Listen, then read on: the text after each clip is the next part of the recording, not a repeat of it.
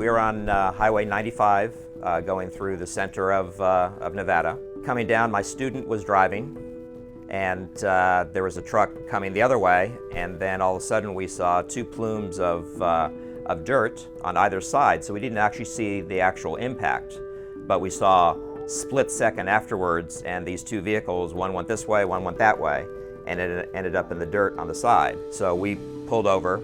I was going to get my hammer, and my student got out, went up, asked the driver if he could, smash the window to open it. He smashed one window.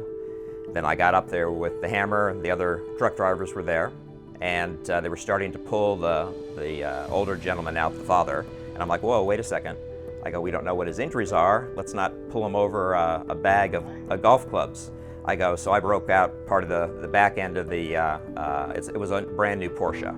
And so I just moved the golf clubs out so we could actually pull him out. I went back to the truck, got him a gallon of water, and just made sure that he and his son were okay. They were, shooken up, but glad to be alive. Well, Gal, thanks so much for what you did. I